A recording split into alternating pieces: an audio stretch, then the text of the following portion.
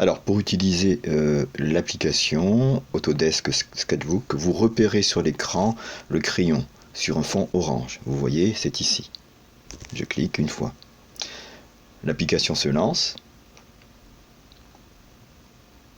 Et comme c'est la première fois, il y a juste un écran blanc avec des outils.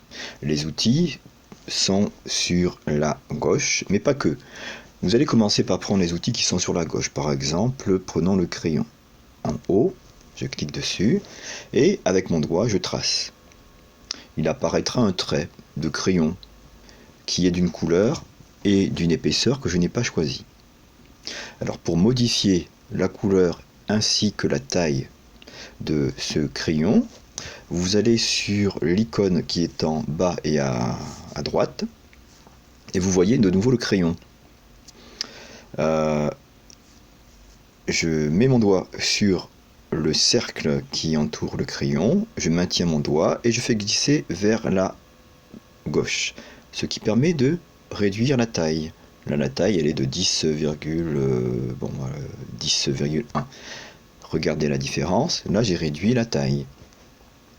Si je veux augmenter la taille, je pose mon doigt de nouveau sur le cercle avec le crayon et je vais à l'opposé vers la droite. Je peux obtenir ainsi un trait épais. Le cercle qui est en bas, la couleur bleue, correspond à la couleur du trait. Si je veux changer la couleur du trait, je tape sur le cercle bleu, apparaît un cercle avec des couleurs. Mais vous choisissez tout simplement la couleur que vous voulez, le rouge par exemple, et naturellement la couleur de votre trait de crayon changera. Alors, vous pouvez aussi changer la nuance. Vous posez votre doigt sur le cercle rouge en allant vers la gauche. Regardez, la saturation de la couleur, c'est-à-dire la couleur sera de moins en moins vive. Vous pouvez comparer. Et à l'inverse, si je vais vers la droite, la couleur sera de plus en plus vive. Donc c'est une manière de nuancer la couleur et une façon aussi de changer la taille. Alors vous pouvez le faire pour tous les instruments. Alors pour changer d'instrument, vous pouvez cliquer sur la barre outils qui est à gauche. Ici c'est marqueur. Vous voyez un trait de marqueur. Pareil, je peux changer la taille, je peux changer la couleur, etc. Mais vous pouvez aussi changer d'outil en cliquant sur l'outil qui est dans le cercle en bas à droite. De cette façon-là. Vous voyez, il y a plein d'outils qui apparaissent. Vous choisissez l'outil car sur la barre qui est à gauche, tous les outils n'apparaissent pas. Là, vous avez la totalité. Et donc, vous pouvez donc tester.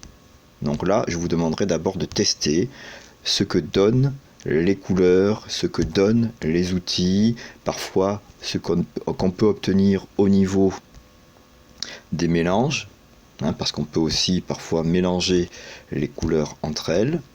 Vous essayez de voir tout ce que ça peut donner, vous expérimentez car il y a beaucoup de types d'outils différents.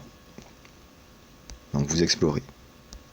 Il y a aussi la gomme d'ailleurs, vous pouvez aussi gommer en utilisant la gomme. Là c'est aérographe, donc un effet plutôt peinture de bombage. Vous explorez.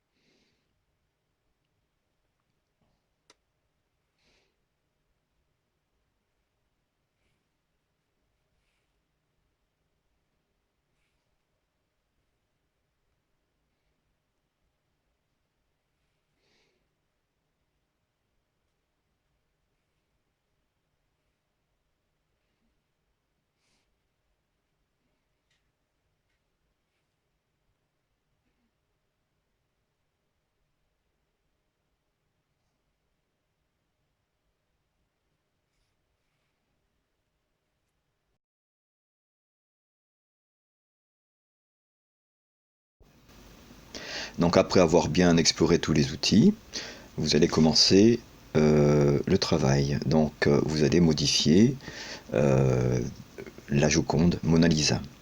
Alors pour ça, il faudra ouvrir un nouveau document.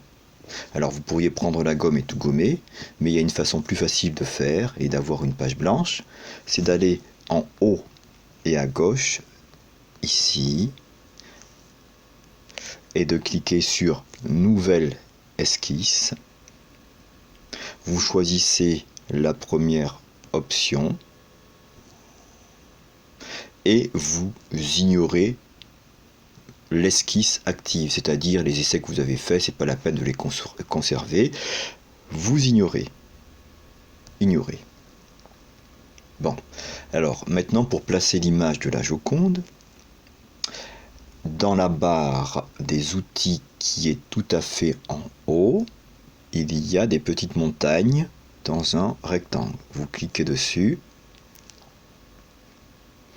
ce qui va vous permettre d'accéder à l'image de la Joconde qui est, vous voyez, ici.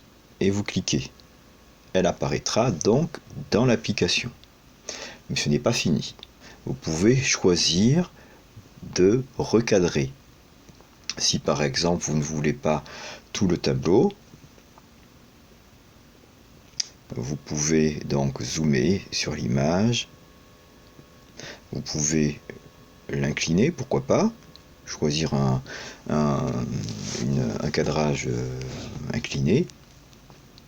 Vous pouvez aussi faire des distorsions, c'est-à-dire un peu tordre l'image. Vous voyez en haut, il y a cette icône-là qui vous permettra de modifier la forme de l'image. Vous pouvez voir ce que ça donne, un effet de miroir déformant. C'est vous qui voyez si ça peut être utile ou pas. Vous pouvez aussi, ici, en appuyant, faire une symétrie verticale ou ici, une symétrie horizontale. Les petites flèches vers le bas, ça permet de faire tourner, soit à gauche ou à droite. Une fois que vous avez trouvé votre cadrage, vous cliquez sur Terminer. Et là, vous voyez apparaître les outils que vous avez identifiés avant. Il ne restera plus pour vous qu'à commencer à peindre, transformer, dessiner, masquer, décorer ou autre la Joconde. De la même façon que vous avez pu le faire avec les outils que vous avez découverts. Hein. Donc vous travaillez directement sur l'image, si vous le souhaitez.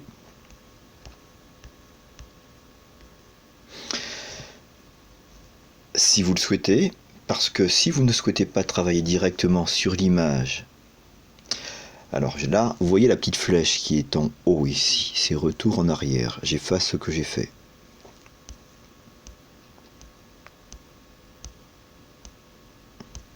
Si vous ne souhaitez pas travailler sur l'image de la Joconde directement, vous pouvez créer ce qu'on appelle un calque.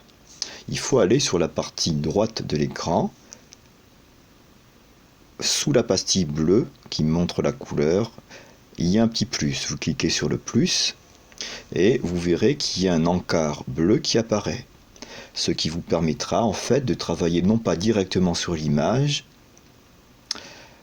mais sur un calque transparent.